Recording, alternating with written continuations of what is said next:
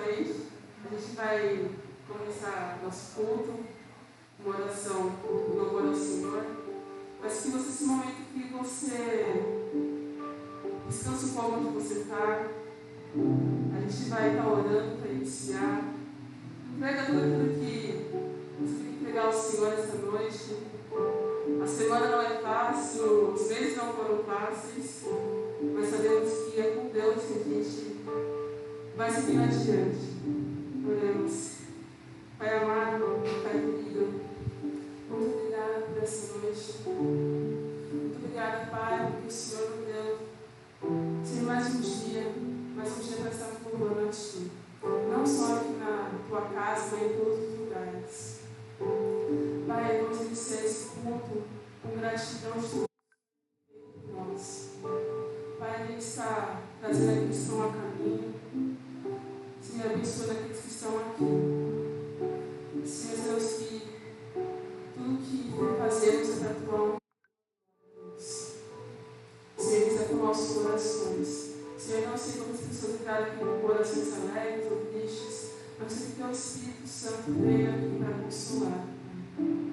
Senhor, estamos clamando pela presença do Espírito Santo, porque é ela que nos consola das coisas todos os dias. Senhor, que não possamos desistir da caminhada contigo. Nós sabemos que sem Ti não somos nada. Senhor, nós declaramos que o Senhor é bem-vindo aqui.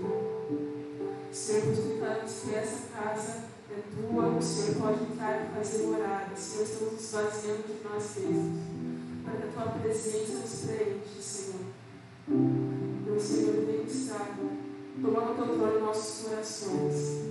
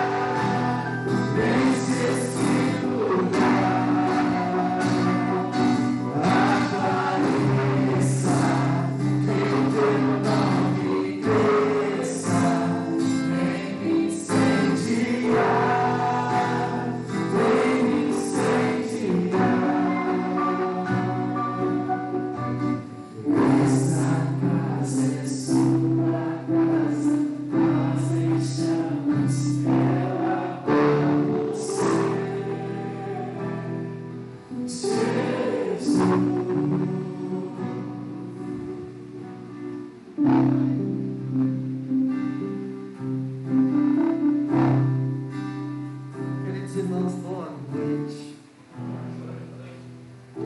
Bom, podemos voltar, podemos cultuar a nosso Senhor, sabendo que Ele está aqui. Bom ver os irmãos. Bom continuar de máscara. Como eu falei semana passada, nós não temos janela, então, por respeito a isso, vamos continuar assim. Mas eu fico feliz por poder ver tantos irmãos, poder ver que a lista ali se esgotou, todos querendo cultuar, todos querendo estar juntos, né? Nesse momento de retomada. É muito bom podermos nos ver. Quero também destacar aqui a presença do Samuel, filho do irmão Milton. Sua esposa é a? Nayara. Bem-vindos. Filhos, qual é o nome deles? Gustavo e Glória. Então, bem-vindos, meus queridos. Nós tivemos a perda do irmão Milton, algo muito duro para a nossa igreja, muito duro. Nós precisamos continuar orando pela família, mas eu estou feliz de vocês estarem aqui conosco, de vocês virem cultuar, virem visitar os irmãos, para estarmos juntos como igreja, adorando o Senhor, mas também orando pelo conforto, orando pelo consolo, só o Espírito Santo dá. Nós, então, nos reunimos nesse momento, temos alguns avisos para dar, alguns agradecimentos. Começar de dois avisos importantes. O primeiro deles é pedir para que a igreja esteja em oração essa semana, porque teremos algo muito bom acontecendo no sábado, que é um casamento. Casamento da nossa querida Amanda com Estevão. Infelizmente, por conta da pandemia, não é possível, nós nos aglomerarmos, nós fazemos festa. Então, nós apenas comunicamos o casamento deles, que irá acontecer. Iremos fazer um pequeno culto ali na casa da Amanda, uma oração, uma mensagem, e também eles casaram no cartório. Então, essa semana é uma semana abençoada. Ore para que Deus tome conta da vida deles, dê tranquilidade, que tudo ocorra da melhor forma possível, não é verdade? Para que no sábado, de fato, eles deem esse passo tão importante. E como igreja, também nós não vamos estar todos juntos nesse momento. Mas é uma família que nasce na nossa igreja, uma família que nasce no nosso meio. Um casamento, um novo casal, debaixo da vontade de Deus. Então, não esqueçam de orar por essa nova família que está nascendo, que ela frutifique, que ela cresça, Não nos esqueçamos. Estou falando aqui atrás do computador, o pessoal está me vendo aqui no computador, desculpem, Queridos, um outro aviso também importante, acho que conversando com alguns irmãos, conversando com o pessoal do louvor, conversando com o pessoal da diretoria, nós chegamos à conclusão que nos cultos, que são o último culto do ano e o primeiro culto do ano, nós não teremos pessoa suficiente para conseguirmos fazer o culto aqui normalmente. O louvor não vai estar presente, ninguém vai estar em viagem, A diretoria também, a sua grande parte não estará. Então nós estamos preferindo no dia 27 e no dia 3 não fazermos o nosso culto presencial. Nós faremos no dia 20 um culto de Natal, nós iremos juntos celebrar o Senhor, vamos dar posse para a nova diretoria, com todos os desafios do próximo ano, no dia 20 de dezembro. E aí no dia 27 e no dia 3, nós não faremos o culto. Eu conto com a compreensão dos irmãos, porque consultando um e outro, nós percebemos que seria bem difícil. Muitos estarão viajando, muitos estarão com a família, muitos já me disseram, nessa data nós não estaremos, incluindo quando falamos de posse da diretoria, o pessoal falou, não dá nessa data, que a gente não vai estar. Então é melhor dessa forma, uma vez que estamos voltando aos poucos, não precisamos também correr, não precisamos fazer nada de maneira exagerada.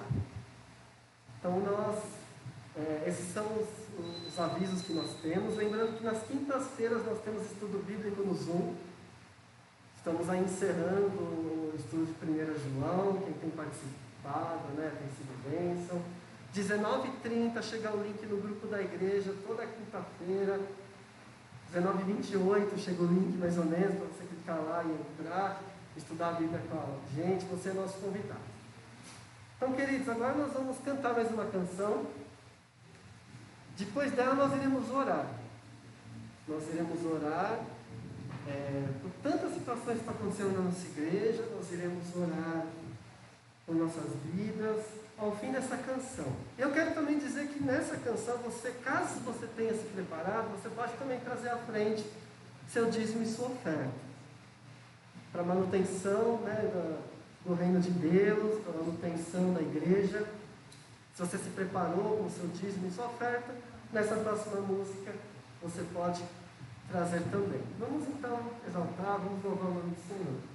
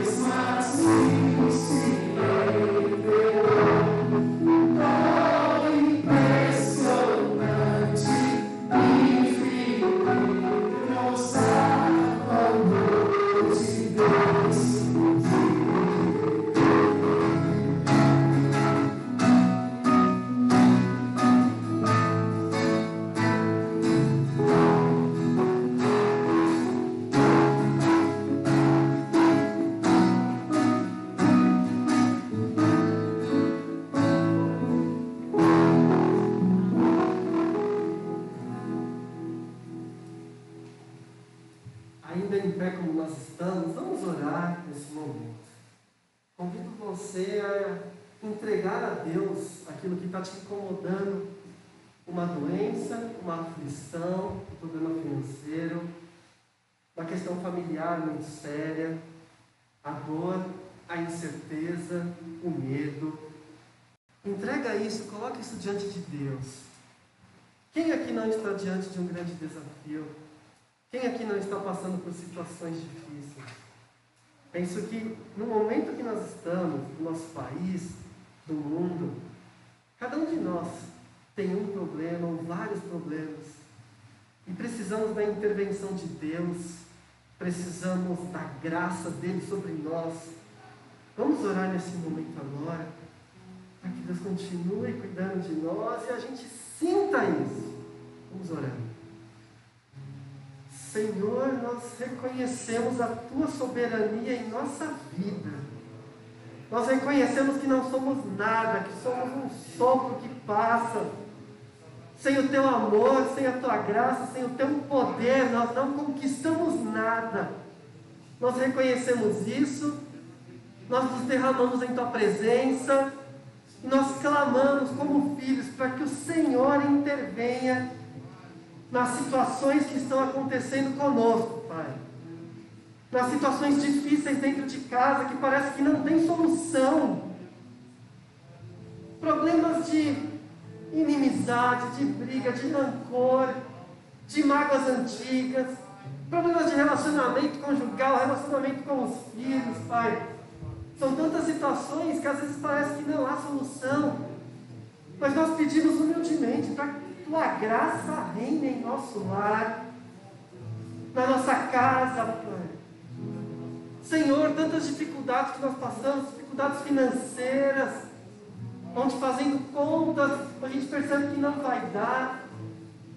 Mas o Senhor tem nos sustentado, o Senhor tem nos abençoado, o Senhor tem feito milagres, o Senhor tem mandado o pão do céu, tem sustentado nossa casa, nossa família, mesmo sem nós merecermos.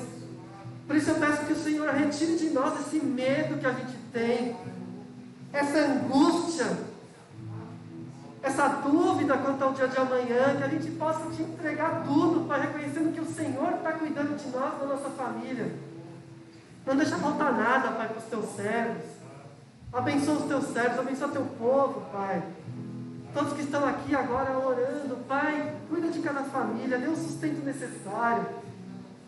Tira de nós esse medo, esse orgulho de achar que nós precisamos ter as coisas, mostrar para os outros. Tira de nós toda essa vaidade, que nós possamos nos contentar com aquilo que o Senhor tem nos dado, porque Tua vontade é boa, perfeita e agradável, Pai. Senhor Deus, cuida daqueles que estão enfermos, daqueles que estão sentindo dores agora, dos que não puderam vir por conta de uma enfermidade, como a irmã Antônia, e outros irmãos da nossa igreja que nós sabemos que padecem de várias enfermidades. Tem misericórdia, alivia as dores, Pai, em nome de Jesus. Pai, eu te peço especialmente pela família do irmão Milton, todos eles, Pai, esposa, filhos, Samuel que está aqui. Senhor, console os corações de uma maneira que só o Senhor pode fazer, porque nós não temos palavras e nós não sentimos o que eles sentem. Mas o Teu Filho Jesus chorou, Pai. Por isso eu peço que o Senhor console e conforte, traga esperança. Esperança em Ti, esperança na ressurreição. Que o Senhor dê um novo ânimo. Que o Senhor dê um caminho para todos que estão com o coração enlutado agora, Pai. Por favor, que essa força não seja a força humana, porque a força humana é falha, é fraca. Que venha de Ti, Pai, essa determinação para continuar vivendo pela Tua graça, Pai. Eu peço isso na vida deles. Obrigado porque Samuel está aqui com a sua família, mas eu peço por todos eles, Pai, misericórdia. Senhor Deus, peço por essa igreja, os desafios que estão à nossa frente. Peço por cada irmão que está aqui, peço pelos que não estão aqui. O Senhor conhece os motivos e as dificuldades de cada um, que nós sabemos que são muitas, Pai. Guarde cada um nos seus lares, guarde os que estão aqui, para que possamos continuar a Tua obra, o Teu trabalho com ousadia e com força, Senhor. É a nossa oração. Agradecemos pelo Teu sustento, e que o Senhor continue nos abençoando, para que a Tua obra continue aqui nessa localidade, aqui nesse bairro. É no nome de Jesus que nós oramos, Pai. Amém. Vamos continuar cantando o nome do Senhor.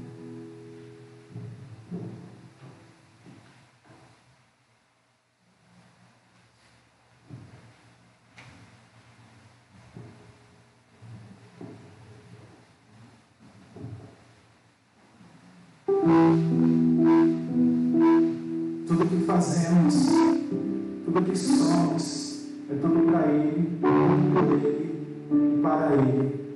Nós temos um Deus que tem o controle de tudo, que determina o início, que determina o fim, mas que nos dá uma esperança de uma promessa que Ele nos fez, que um dia voltaria.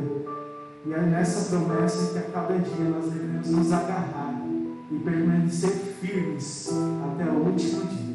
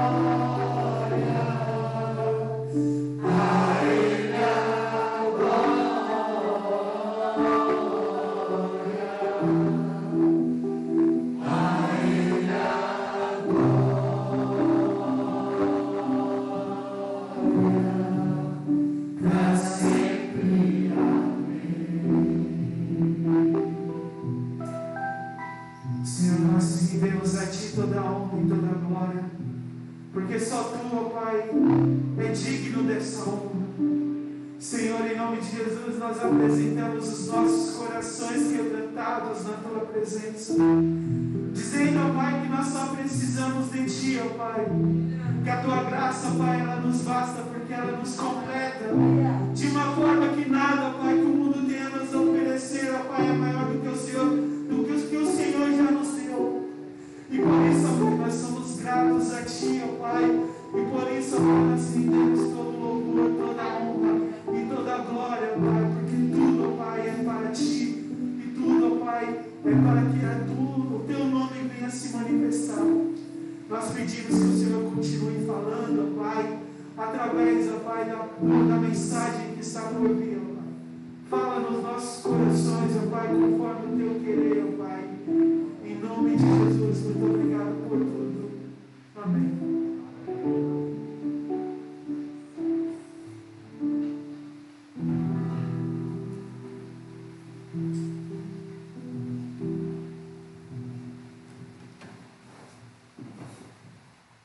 Queridos irmãos, vamos abrir nossas Bíblias no Evangelho de João. Evangelho de João, capítulo 19.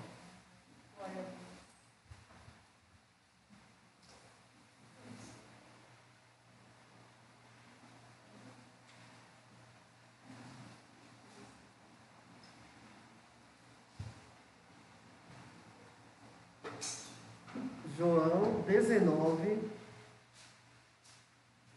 a partir do versículo 31.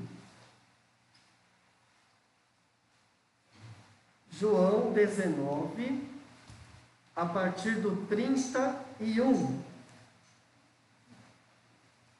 Diz assim a palavra do Senhor: Era o dia da preparação, e o dia seguinte seria um sábado especialmente sagrado.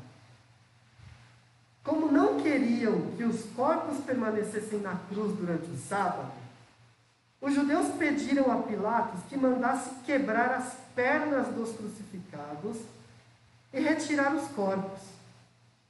Vieram então os soldados e quebraram as pernas do primeiro homem que fora crucificado com Jesus, e em seguida as do outro. Mas quando chegaram a Jesus, constataram que já estava morto.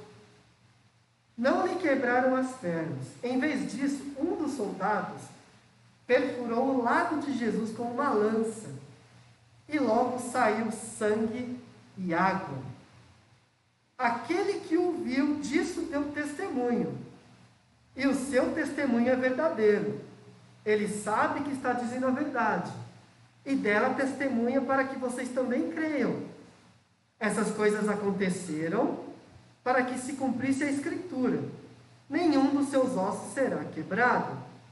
E como diz a Escritura em outro lugar: olharão para aquele que transpassaram. Vamos orar novamente. Pai, nos guie na interpretação da Tua palavra, que haja crescimento espiritual, prático em nossas vidas, Pai. Que Teu Santo Espírito haja livremente aqui. Em nome de Jesus, amém. Esse é um texto muito duro, muito difícil, porque está falando da morte de Jesus. E que morte sofrida, que morte dolorosa, que morte emblemática. Uma morte de alguém que está na cruz sofrendo, em que em determinado momento dizem: ó, mata logo esses homens que estão na cruz, porque está para começar o sábado. E não pode ficar corpo na cruz no sábado. Mas os romanos deixavam mesmo assim. Só que esse não era qualquer sábado, era um sábado especial. Era o sábado antes da Páscoa. Era a preparação. Então, para aqueles fariseus, aqueles doutores da lei que pediram para crucificar Jesus, seria uma profanação enorme deixar corpos pendurados, apodrecendo, no dia mais santo de todos.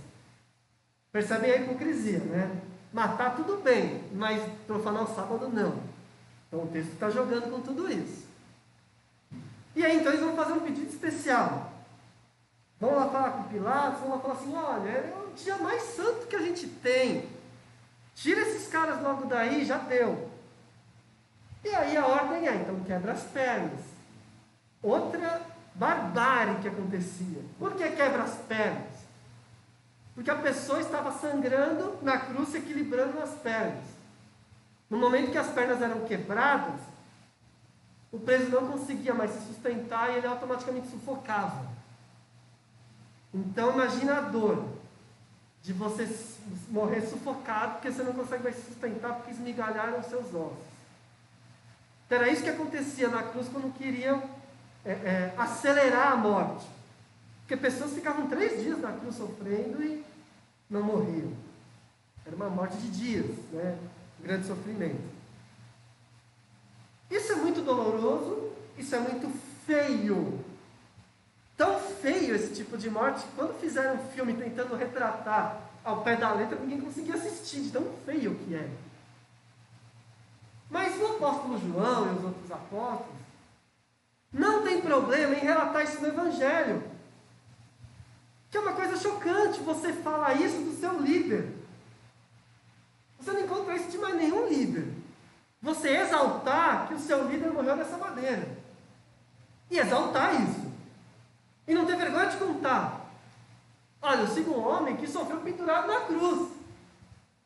Eu sigo um homem que morreu ali sangrando, como bandido, como escravo. Eles narram isso, e com todos os requintes. Eles narram isso porque sabem que Jesus ressuscitou e a morte não venceu. Mas eles também narram isso porque a morte é glória para o cristão. Eles narram isso porque as cartas falam que se eu me identifico com Jesus na morte, eu também me identifico com Jesus na vida. Então não é vergonha falar que eu sigo um Senhor que morreu crucificado, porque eu me identifico nessa morte. Eu tomo a minha cruz. E assim eu também me identificarei na ressurreição com Ele. Se eu não me identifico na morte, eu não me identifico na ressurreição. Por isso mensagens, por exemplo, que falam que o cristão não sofre, que o cristão só tem vitória, que vai dar tudo certo, é uma mensagem oposta ao Evangelho. Porque a mensagem do Evangelho é: eu sigo um Senhor crucificado. Eu sigo alguém que morreu, que sofreu e falou: venha após mim e pegue a sua cruz. Essa é a mensagem. Então João não tem vergonha de escrever isso. Mas João está escrevendo isso aqui com alguns propósitos. Você podia pensar assim: mas não precisava falar do sangue, da água saindo, né? Muito detalhe, né? Sabe quando você está assistindo um filme, e aí o filme começa a mostrar sofrimento, aí começa a mostrar coisa feia, você fala: não precisava disso, né? Pula, já entendi. Às vezes dá isso, tá bom, eu já entendi, não precisava falar. Mas João faz questão de falar. Porque na época dele, quem está estudando as cartas de João com a gente já sabe, estavam surgindo algumas seitas. E uma delas dizia que Jesus não veio em carne. Era um fantasma, era um espectro, era, né? Então João está falando: não, era homem sim, ó. Tanto que saiu dele sangue e água. Era homem sim. Tá? Alguns comentaristas até ficam tentando identificar a causa da morte de Jesus, né? Então, por que saiu água? O coração estourou, né? Ninguém chega a conclusão nenhuma, porque o objetivo de João não é te dar algo médico. O objetivo de João é mostrar que Jesus era um homem que morreu, mas também era o próprio Deus, porque ele vai mostrar a ressurreição. Então estava ali um homem que morreu por você e por mim, que sofreu sim, que tinha coisas humanas dentro dele. Não saiu fumaça, não saiu espectro, saiu sangue, saiu água. E ele fala: quem testemunha isso fala a verdade, ou seja, ele mesmo. Não está falando dele em terceira pessoa. Aquele que viu fala que é verdade. Ele está dizendo: vocês estão falando que é mentira? Eu vi, eu estava lá. Talvez o João seja a única testemunha ocular dos 12, né? Que viu, ele ficou lá olhando. Então ele viu tudo isso acontecer, e só ele narra com essa riqueza de detalhes. E é importante falar: eu vi. Outros evangelistas não narraram dessa forma, talvez na época ainda não fosse necessário, agora é, porque já estavam surgindo essas outras interpretações. Mas para a gente esse texto é importante também em outros aspectos. Porque a Bíblia fala que eu me identifico com Ele na morte. Então, se eu me identifico com Ele na morte e na ressurreição, o que acontece com Jesus tem a ver comigo também. Mesmo num contexto de dor e de sofrimento, o que acontece com Jesus tem a ver comigo e com você. Esse texto fala muito. Esse texto para mim fala muito alto, inclusive num contexto de dor, numa situação de incerteza, numa situação de dor no corpo, numa situação de doença, numa situação de derrota. Por quê? Porque eu sirvo um Senhor que morreu daquele jeito, que é a derrota maior. Então esse texto fala muito. E o que esse texto fala? Bom, o texto termina da seguinte forma: para que se cumprisse o que foi escrito. O que foi escrito? Foi escrito, não quebrará nenhum osso, e foi escrito, eles vão olhar para aquele que transpassaram pela lança. Que são profecias do Antigo Testamento. Lá na lei da Torá, do Pentateuco, está escrito que o sacrifício não pode ter osso quebrado, por exemplo. O cordeiro não pode trazer um osso quebrado. Então, se eu falo que Jesus era o cordeiro perfeito e quebrassem o osso dele, algum judeu vai dizer: opa, não é o cordeiro perfeito, porque tinha osso quebrado. Então, João faz questão de falar: olha, ele entra assim como um cordeiro perfeito. Lembra que o mesmo João narra João Batista falando: eis o cordeiro de Deus. Então, ele é sim o cordeiro perfeito, porque na hora que foram quebrar o osso, não precisaram quebrar porque ele já estava morto. Então, ele continuou com sua estrutura óssea íntegra, como um cordeiro que é morto, cumprindo assim parte do ritual. E nos Salmos também a gente lê a profecia sendo aplicada ao Messias: nenhum osso será quebrado. Opa, profecia também. E no profeta Zacarias, quando ele fala sobre o derramamento do Espírito, ele vai falar que quando o Espírito for derramado, as pessoas vão olhar para aquele que transpassaram pela lança e vão se envergonhar. Ou seja, o profeta Zacarias também estava dizendo tudo isso que ia acontecer. Então a gente tem um cenário de profecias que atestam que aquilo que aconteceu com Jesus já estava sendo preparado e já estava preparado desde a fundação dos tempos. Quem matou Jesus não foi o soldado. Quem matou Jesus não foi Pilatos. Quem matou Jesus não foram os fariseus e escribas. Já era algo pré-determinado. Antes da fundação dos tempos, essa morte já estava determinada para salvar a humanidade. Então estava acontecendo alguma coisa ali que aparentemente estava dando poder para o soldado. Estava dando poder para Herodes, para Pilatos, estava dando poder para o Caifás, para o Anás, estava dando poder para essa galera.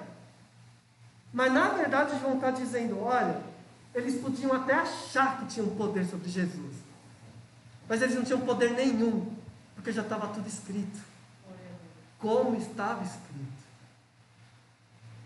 Então pode parecer muitas vezes que nós somos derrotados, que nós estamos aí à mercê, das coisas que acontecem.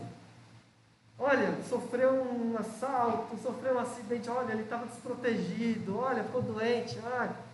Como se eu tivesse solto ao léu, à mercê de qualquer coisa, qualquer intempérie, à mercê de qualquer inimigo, como se eu tivesse solto no mundo. Mas textos como esse mostram que Deus nunca abriu mão da sua soberania e do seu controle sobre a vida dos seus filhos. Deus nunca abriu mão. Aquilo que a gente chama de derrota aqui na terra não é uma derrota de fato, porque não cai um fio de cabelo da nossa cabeça sem a permissão de Deus. Eu não estou dizendo que é Deus que faz o mal, que traz o mal, não estou dizendo isso. Mas eu estou dizendo que todas as coisas cooperam para o bem, que tudo passa debaixo da mão poderosa de Deus, e Ele tem um propósito em todas as coisas, e Ele permite situações de acordo com a vontade dEle, que eu não sei qual é, mas eu sei que é boa, perfeita e agradável. Então, um filho de Deus pode estar ali numa cruz, sangrando e morrendo. E o soldado rindo e falando: venci, eu sou mais forte. Mas ninguém é mais forte que o próprio Deus, que é quem controla todas as coisas. Pilatos não é mais forte que Deus. Aqueles soldados romanos, brucutu, que matavam, assassinavam, torturavam, não são mais fortes que Deus. O sistema não é mais forte que Deus. O religioso fariseu não é mais forte que Deus. Nada do que acontece na nossa vida é mais forte do que Deus. Mas a gente é tentado a achar que é. Então a situação vem sobre a nossa vida e a gente sente o impacto da dor, a gente sente mesmo, tem que sentir, nós somos humanos. Mas além do impacto da dor física e emocional, a gente também sente a seta do inimigo que fala pra gente: tá vendo como Deus não te ama? Tá vendo como você é um derrotado? Você orou e deu errado do mesmo jeito. Tá vendo como não adiantou nada ser santo? Se ferrou igual. Tá vendo? A sua vida está igual a todo mundo, tá vendo? E nós somos tentados, nós somos impactados com essas mensagens de derrota aqui na terra, e somos tentados a levar isso como uma verdade na nossa vida. Olha, então realmente a gente está aí solto no mundo, à mercê de tudo que acontece de ruim.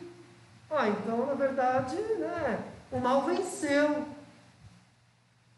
O meu inimigo venceu, o poder venceu e eu fui derrotado. Igual qualquer pessoa que olhasse para Jesus na cruz falaria assim: o Herodes venceu, o Caifás venceu, aí Jesus não é nada, perdeu, está morto. Mas tem algo muito maior e muito mais profundo, e João está dizendo: eles não venceram nada, já estava tudo escrito. Tudo isso aconteceu por um plano muito maior. Tudo isso aconteceu para que se cumprisse o plano de Deus. E isso pode parecer feio, e é feio, mas traz a salvação. Então, quantas coisas na nossa vida são derrota, aparentemente, mas trazem crescimento, trazem santidade, trazem amadurecimento, trazem um coração quebrantado, fazem com que a gente entenda a dor do outro.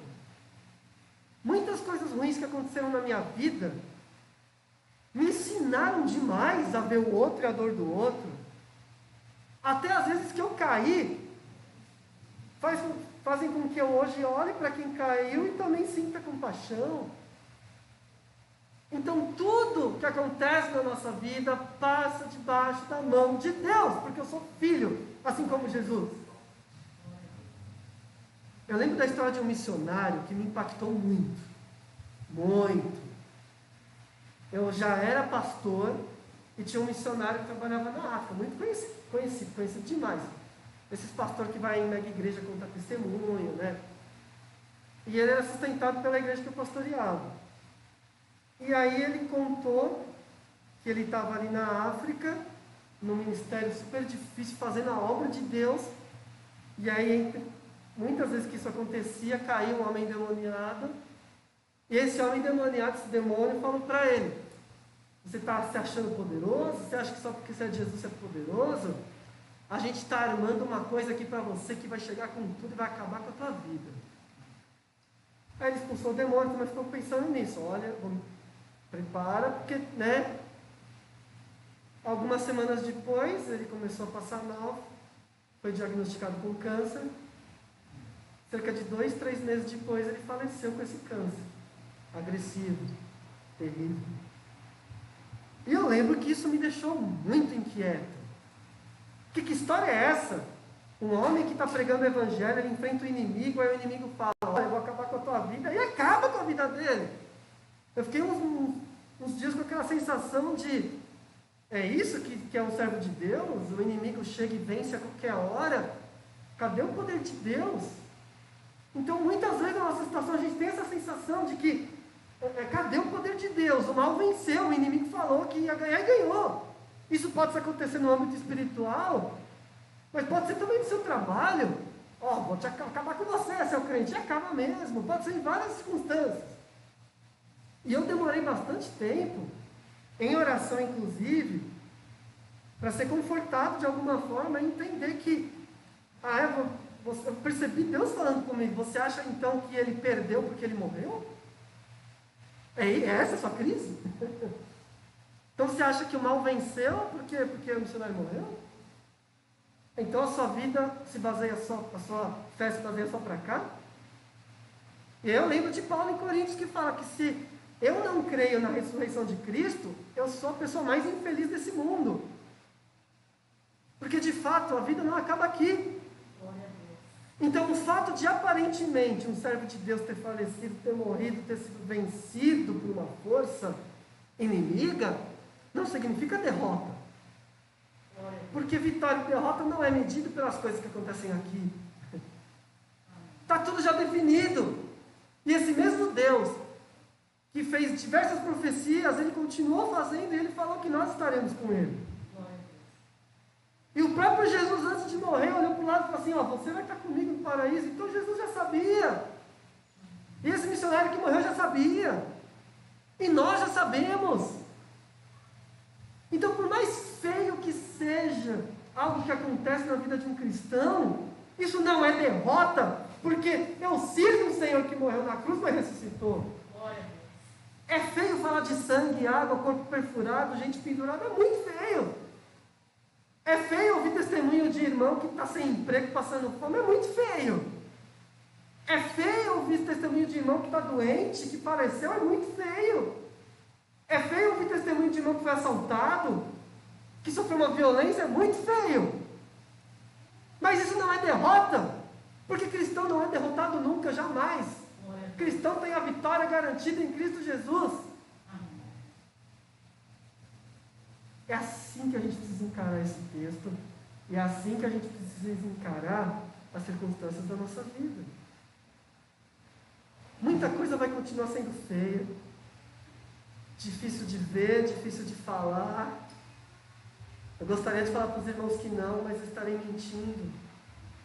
A vida é difícil, porque estamos nesse mundo, esse mundo jaz no maligno. Mas a vitória é garantida. Não deixa o feio te impressionar. Não deixa a aparência de derrota te impressionar.